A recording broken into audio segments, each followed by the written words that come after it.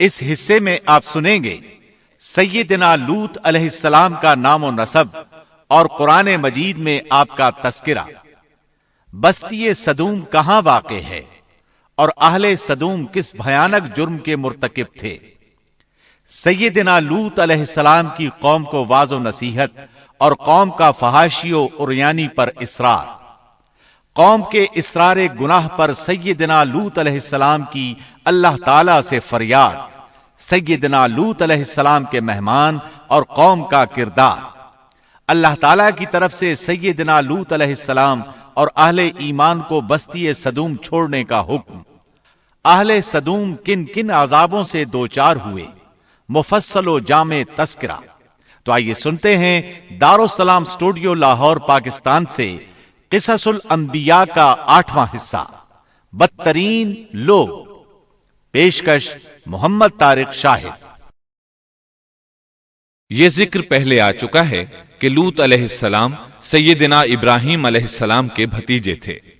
سیدنا لوط علیہ السلام کے باپ کا نام ہاران تھا، جو تارخ یعنی آزر کے بیٹے تھے۔ اللہ تعالی نے لوط علیہ السلام کا پورے قرآن میں 27 بار ذکر کیا ہے۔ یہ ذکر 14 سورتوں میں متفرق مقام پر آیا ہے۔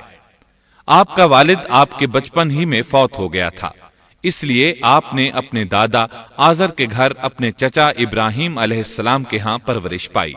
یہی وجہ ہے کہ ابراہیم علیہ السلام کو ان سے بے حد محبت تھی۔ جس وقت پوری قوم سیدنا ابراہیم علیہ السلام کے خلاف اٹھ کھڑی ہوئی اور انہیں آگ میں ڈالا گیا، اس کٹھن وقت میں صرف لوط علیہ السلام ہی وہ شخصیت تھے جو آپ پر ایمان لا چکے تھے، جیسا کہ اللہ تعالی نے فرمایا فآمن له لوط، ان پر لوط ایمان لے آئے۔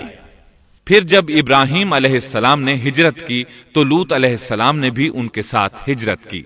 اللہ تعالیٰ فرماتے ہیں وقال انی مہاجر الی ربی انہ هو العزیز الحکیم،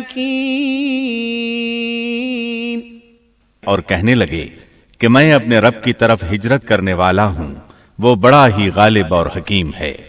اس سے پہلے ہم ذکر کر آئے ہیں کہ جب ابراہیم علیہ السلام مصر سے فلسطین واپس چلے گئے تو آپ نے اپنے بھتیجے لوط کو صدوم بستی کی طرف بھیج دیا۔ یہ بحر مردار کے پاس ایک بستی تھی، تجارتی مرکز اور مسافروں کے لیے آرام کی جگہ تھی۔ یہ کافر قوم تھی، ان میں ایک بھی مومن نہیں تھا۔ اللہ تعالیٰ فرماتے ہیں فأخرجنا من كان فيها من المؤمنين فما وجدنا فيها غير بيت من المسلمين، پس جتنے ایماندار وہاں تھے ہم نے انہیں نکال لیا، اور ہم نے وہاں مسلمانوں کا صرف ایک ہی گھر پایا۔ یہ سب لوگ کافر تھے، لوگوں میں سب سے زیادہ فاسق اور فاجر تھے۔ ان لوگوں نے ایسی برائیاں ایجاد کی کہ ان سے پہلے کائنات میں کسی نے نہ کی تھیں۔ چنانچہ اللہ فرماتے ہیں اذ قال لقومه اتأتون الفاحشة ما سبقكم بها من احد من العالمین، جب لوط نے اپنی قوم سے کہا تم ایسی فحاشی اور بے حیائی کا ارتکاب کرتے ہو جو جہانوں میں تم سے پہلے کسی شخص نے نہیں کی۔ پھر اللہ فرماتے ہیں انکم لتأتون الرجال شہوة من دون النساء بل انتم قوم مسرفون، کیا تم عورتوں کو چھوڑ کر مردوں سے حاجت پوری کرتے ہو، بلکہ تم حد سے بڑھنے والی قوم ہو۔ اس کام یعنی اغلام بازی اور جنسی بے راہ روی کو قوم لوط نے شروع کیا، لیکن بعض کہتے ہیں یہ تو فطری چیز ہے اور بعض کہتے ہیں یہ جنات سے شروع ہوئی۔ بہرحال یہ فسق و فجور اور گھناؤنا جرم اسی قوم سے شروع ہوا۔ فرشتوں کی زبانی اللہ تعالی نے فرمایا، اِنَّا أُرْسِلْنَا إِلَى قَوْمٍ مُجْرِمِينَ۔ فرشتوں نے کہا کہ ہم گناہگار قوم کی طرف بھیجے گئے ہیں۔ پھر کہنے لگے، إِلَّا آلَ لُوطٍ إِنَّا لَمُنَجُّوهُمْ أَجْمَعِينَ إِلَّا امْرَأَتَهُ قَدَّرْنَا إِنَّهَا لَمِنَ الْغَابِرِينَ، مگر خاندان لوط کہ ہم ان سب کو تو ضرور بچا لیں گے سوائے اس کی بیوی کے کہ ہم نے اسے رکنے اور باقی رہ جانے والوں میں مقرر کر دیا ہے۔ اسی طرح لوط علیہ السلام نے ان سے کہا، أَتَأْتُونَ الذُّكْرَانَ مِنَ الْعَالَمِينَ وَتَذَرُونَ مَا خَلَقَ لَكُمْ رَبُّكُمْ مِنْ أَزْوَاجِكُمْ بَلْ أَنْتُمْ قَوْمٌ عَادُونَ۔ کیا تم جہان والوں میں سے مردوں کے ساتھ شہوت رانی کرتے ہو اور تمہاری جن عورتوں کو اللہ نے تمہارا جوڑ بنایا ہے ان کو چھوڑ دیتے ہو، بلکہ تم ہو ہی حد سے گزر جانے والے۔ اللہ تعالیٰ نے قرآن میں کتنے ہی مقامات پر اس گناہ کی برائی اور قباحت بیان فرمائی ہے، اس لیے کہ یہ نہایت سنگین اور گھناؤنا جرم ہے۔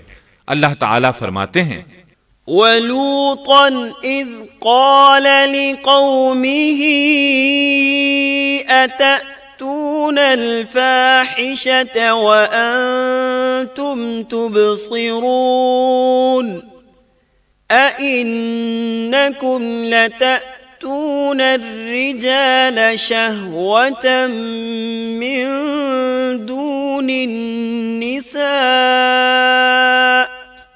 بل انتم قوم تجہلون۔ اور لوط کا ذکر کر جبکہ اس نے اپنی قوم سے کہا کہ کیا باوجود دیکھنے بھالنے کے پھر بھی تم بدکاری کرتے ہو؟ یہ کیا بات ہے کہ تم عورتوں کو چھوڑ کر مردوں کے پاس شہوت سے آتے ہو؟ حق یہ ہے کہ تم بڑی ہی نادانی کر رہے ہو۔ اللہ تعالیٰ نے اس قوم کی قبیح خصلتوں کا جتنا ذکر کیا ہے کسی اور قوم کا نہیں کیا۔ انہیں کافر، مجرم، جاہل اور حد سے بڑھنے والا کہا گیا، کہیں فضول خرچی کرنے والے اور فاسق کہا گیا۔ یہ تمام برائیاں ان میں موجود تھیں۔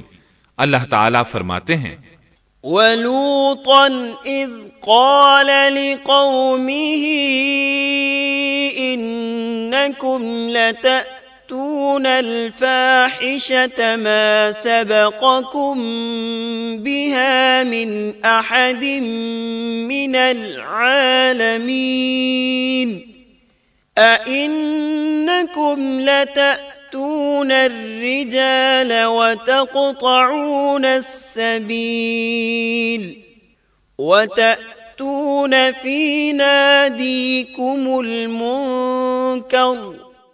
اور لوط کو یاد کرو جب انہوں نے اپنی قوم سے کہا تم ایسی فحاشی کرتے ہو کہ تم سے پہلے کسی جہاں والے نے نہیں کی۔ کیا تم مردوں کے پاس بدفعلی کے لیے آتے ہو اور راستوں میں ڈاکے ڈالتے ہو اور مجالس میں نہایت برے کام کرتے ہو؟ یہ لوگ اس قدر خبیث تھے کہ بھری مجلس میں برے برے کام کرتے تھے۔ مثلا سب کی موجودگی میں زوردار آواز کے ساتھ ہوا خارج کرتے، پھر اپنی اس حرکت پر ہنستے۔ غرض یہ کہ برائی کی تمام تر صفات ان میں موجود تھیں۔ لوط علیہ السلام پھر بھی انہیں سمجھاتے رہے لیکن وہ جھٹلاتے ہی رہے۔ اللہ تعالیٰ فرماتے ہیں، كذبت قوم لوط المرسلين إذ قال لهم أخوهم لوط ألا تتقون إني لكم رسول أمين فاتقوا الله وأطيعون وما أسألكم عليه من أجر إن أجري إلا على رب العالمين۔ قوم لوط نے پیغمبروں کو جھٹلایا جبکہ ان کے بھائی لوط نے ان سے کہا کہ تم اللہ کا خوف نہیں رکھتے، میں بلا شبہ تمہاری طرف امانت والا پیغمبر ہوں، البتہ اللہ سے ڈرو اور میری اطاعت کرو، اور اس کام پر میں تم سے کوئی اجرت اور مزدوری نہیں چاہتا، میرا اجر تو صرف اور صرف جہانوں کو پالنے والے کے ذمے ہے۔ انبیاء کا مشن ہی یہ ہوتا ہے کہ تبلیغ کرتے رہیں، لہٰذا لوط علیہ السلام دعوت دیتے رہے، لیکن دعوت کے نتیجے میں قوم کا رد عمل کیا تھا، اللہ نے اس کا بھی ذکر کیا ہے، فرمایا فما كان جواب قومه إلا أن قالوا ائتنا بعذاب الله إن كنت من الصادقين۔ پس اس کی قوم کا جواب یہی ہوتا کہ اللہ کا عذاب لے آ اگر تو سچا ہے۔ اسلام دشمن اور کافر قوموں کا جواب یہی ہوتا ہے۔ قوم عاد اور قوم سمود نے بھی یہی جواب دیا تھا۔ دوسری آیت میں ہے وَلَقَدْ أَنذَرَهُمْ بَطْشَتَنَا فَتَمَارَوْا بِالنُّذُرِ۔ لوط نے انہیں ہماری پکڑ سے ڈرایا، یعنی انہوں نے کہا اے قوم اللہ کی پکڑ سے اور عذاب سے بچ جاؤ، محتاط ہو جاؤ، اس کی لاٹھی بے آواز ہے، لیکن وہ ڈرانے والوں سے بھی جھگڑتے ہی رہے۔ ایک اور آیت میں اللہ فرماتے ہیں وَمَا كَانَ جَوَابَ قَوْمِهِ إِلَّا أَن قَالُوا أَخْرِجُوهُم مِّن قَرْيَتِكُمْ إِنَّهُمْ أُنَاسٌ يَتَطَهَّرُونَ۔ اور ان کی قوم سے کوئی جواب نہ بن پڑا بجز اس کے کہ آپس میں کہنے لگے کہ ان لوگوں کو اپنی بستی سے نکال دو، یہ پاک باز بننے کی کوشش کرتے ہیں۔ چونکہ یہ سب کے سب لوگ فحاشی، عریانی، بے حیائی، بے غیرتی، فسق و فجور اور بدکاری میں مصروف تھے، ان کے نزدیک پاکیزگی اختیار کرنا بے معنی کام بن چکا تھا۔ لوط علیہ السلام اور ان کی بیٹیوں کے علاوہ کوئی شخص پاک نہ تھا، سب کے سب غلاظت میں ڈوبے ہوئے تھے۔ چنانچہ انہوں نے لوط علیہ السلام کو اپنی بستی سے نکال باہر کرنے کا فیصلہ کیا، کہنے لگے قالوا لئن لم تنته يا لوط لتكونن من المخرجين قال إني لعملكم من القالين۔ اے لوط اگر تو اپنے اس واز و نصیحت سے باز نہ آیا تو ضرور تجھے نکال دیا جائے گا۔ اس پر لوط نے فرمایا میں بھی تمہارے اس گھناونے عمل سے بیزار ہو چکا ہوں۔ چنانچہ لوط علیہ السلام اس موقع پر وہاں سے نکل آئے اور اپنے رب سے یوں دعا گو ہوئے رب نجنی وأہلی مما يعملون۔ اے میرے پروردگار مجھے اور میرے اہل کو ان کے عمل سے بچا لے اور نجات عطا فرما۔ کتنی ہی آیات میں ہے کہ ان لوگوں نے لوط علیہ السلام کو بستی سے نکالنے کا عزم کر رکھا تھا، اور لوط علیہ السلام اس پوری بستی میں بے یار و مددگار تھے۔ وہاں ان کا کوئی خاندان تو تھا نہیں، لہٰذا گھر میں ہی بیٹھے رہے، دعا کرتے رہے۔ قال رب انصرنی علی القوم المفسدین۔ اے پروردگار اس فسادی قوم کے خلاف میری مدد فرما۔ اس دعا سے اس قوم کی ایک اور خصلت معلوم ہوئی، اور وہ یہ کہ وہ فسادی بھی تھے۔ سو اللہ نے دعا قبول فرمائی، فرشتے بھیجے، جبرائیل، میکائیل اور ملک الموت، اور بعض روایات کے مطابق اسرافیل کو بھی ان کے ساتھ بھیجا گیا۔